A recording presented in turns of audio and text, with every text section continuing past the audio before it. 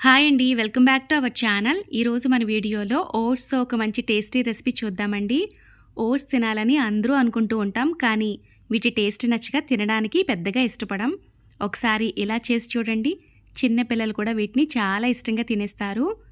Oats recipe తయారు చేసుకోవడానికి ముందుగా గిన్నెలో ఒక కప్పు నీళ్ళని తీసుకుందాం. ఈ నీళ్ళు ఇలా మరుగుతున్నప్పుడు ఇందులో ఒక కప్పు ఓట్స్‌ని వేసుకుని స్టవ్ ఆఫ్ చేసేసుకుని మూత పెట్టి ఒక 10 నిమిషాలు వదిలేసామంటే ఓట్స్ మనకి సాఫ్ట్‌గా అవుతాయి. ఇలాగా ఒక మిక్సింగ్ బౌల్ తీసుకుని ఇందులోకి అరకప్పు సన్నగా తురుముకున్న ఉల్లిపాయ ముక్కలు, సన్నగా తురిమిన క్యారెట్ తురుమును కూడా ఇందులో అరకప్పు వేసుకుంటున్నా.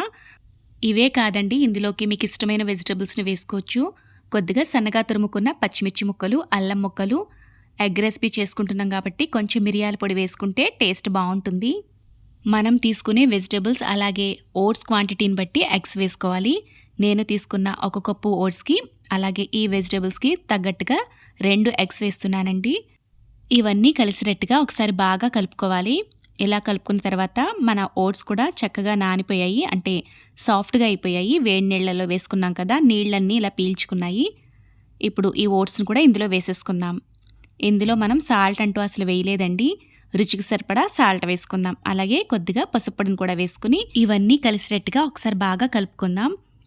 కన్సిస్టెన్సీ అనేది ఇలా ఉండాలి. ఇలా కొంచెం మనకి లూజ్‌గానే ఉండాలండి. మరి మీకు థిక్‌గా అనిపిస్తే కొంచెం నీళ్లు వేసుకుని కలుపుకోవచ్చు. లేకపోతే ఎక్స్ట్రా ఇంకో ఎగ్‌ని కూడా వేసుకోవచ్చు.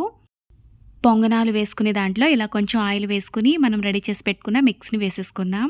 ఇలా గనక చేస్తే ఓట్స్ తినని వాళ్ళు కూడా చాలా ఇష్టంగా తినేస్తారండి. ఇవి చాలా టేస్టీగా ఉంటాయి.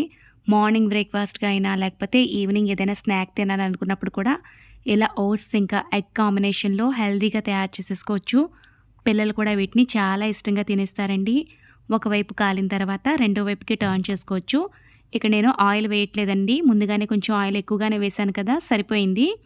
రెండో వైపు ఆయిల్ వేయట్లేదు. మీరు కావాలనుకుంటే ఎక్స్ట్రా కొంచెం ఆయిల్ వేసుకోవచ్చు.